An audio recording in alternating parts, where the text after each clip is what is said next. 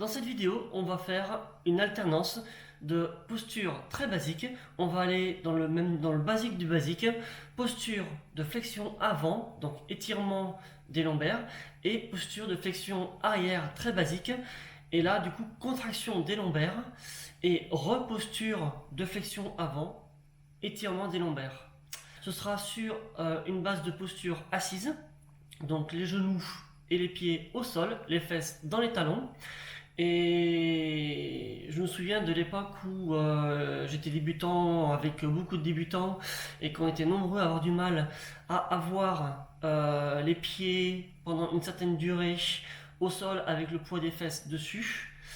Il y a un truc tout simple, c'est un accessoire qu'on peut utiliser, que chacun peut avoir chez soi.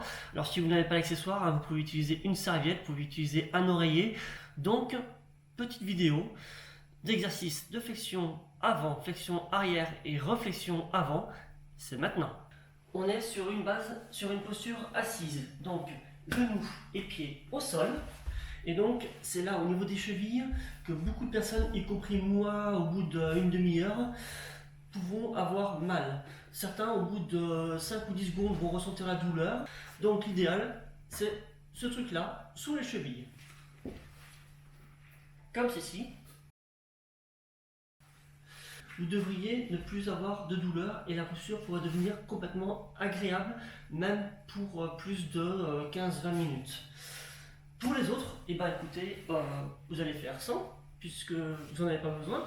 Hop.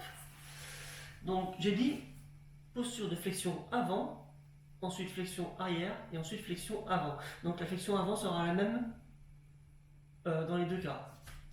Donc cette flexion avant, tous ceux qui sont dans le yoga la connaissent, c'est une des postures de repos de base qui s'appelle la posture de l'enfant, Balasana. Alors il y a deux versions de posture de l'enfant, de Balasana.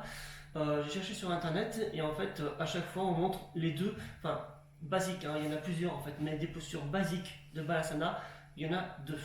Une avec les bras en avant et l'une avec le bras le long du corps. Mais je vais vous faire voir. Veillez à être à l'arrière du tapis. Histoire de prendre toute la longueur du tapis si vous faites la version avec les bras devant.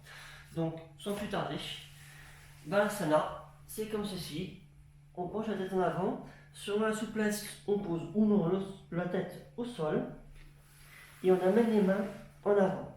Plus vous êtes souple et plus votre tête se rapprochera du sol et plus vos épaules se rapprocheront également du sol.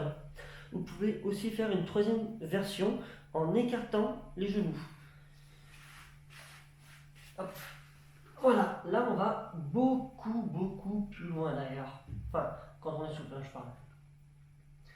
Vous pouvez faire ce petit mouvement au niveau des épaules qui consiste à aller en arrière, en avant, en arrière, en avant. Donc là c'est plutôt en haut, en bas, en haut, en bas. Alterner étirement, pousser les mains en avant, les fesses en arrière, et relâchement, et étirement, relâchement. Et là, on va passer à Balasana, l'autre posture, les mains le long du corps.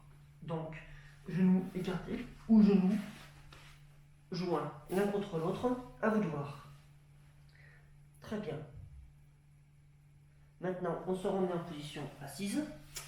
Ça, c'est pour Balasana. Maintenant, flexion arrière, la plus basique que j'ai pu trouver sur cette base assise. Donc là, pour le coup, on va ravancer jusqu'au milieu, voire devant le tapis, puisqu'en fait, on va prendre la place derrière.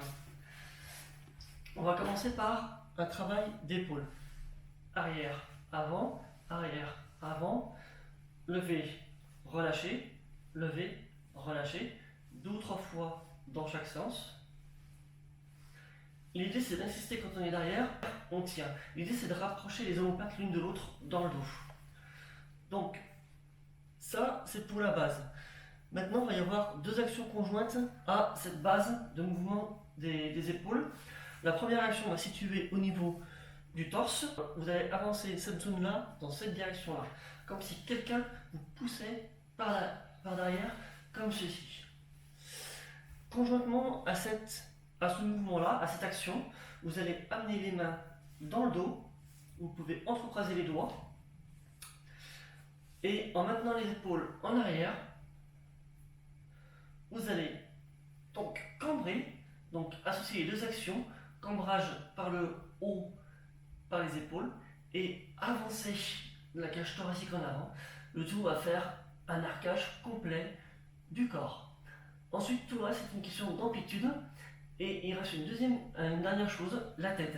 Soit vous la gardez en regardant face à vous, soit pour ceux qui n'ont pas de problème de cervicale, vous pouvez la pencher en arrière et aller plus loin dans l'exercice. Pour les plus souples, vous aurez les mains au sol. Vous pourrez ensuite reculer les mains au sol. Ensuite, on revient. Tranquillement, on relâche les mains l'une de l'autre, on remet la tête droite en regardant face à soi. On peut se remettre ou non à l'arrière du tapis, tout dépend si vous voulez faire, tout dépend quel balasana vous voulez faire. Soit vous faites balasana comme ceci, les bras le long du corps, à ce moment-là vous pouvez rester sur place. Soit vous voulez ramener les mains devant dans le prolongement du corps, dans le prolongement du dos, de la colonne, du corps. Et à ce moment-là vous reculez. Vous pouvez également choisir de garder les genoux joints ou de les écarter. Vous pouvez même faire les deux. Et c'est reparti pour une autre flexion avant. Étirement. On pousse avec les mains, on pousse avec les fesses en arrière. Relâchement. Étirement. Relâchement. N'oubliez pas, hein, la tête au sol, pour ceux qui peuvent, pour ceux qui ont la souplesse pour. Pour les autres, relâchez simplement la tête.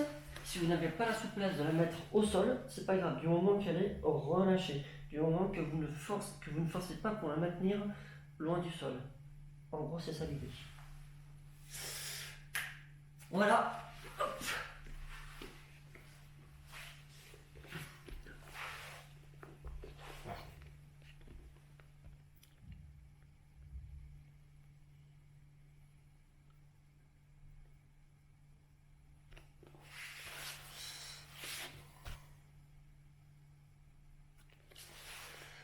Voilà, donc c'est le plus basique que j'ai pu trouver en termes.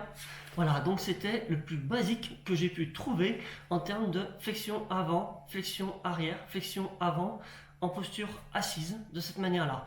C'était pour la vidéo du jour, pour l'exercice du jour. On se retrouve pour une prochaine vidéo plus tard.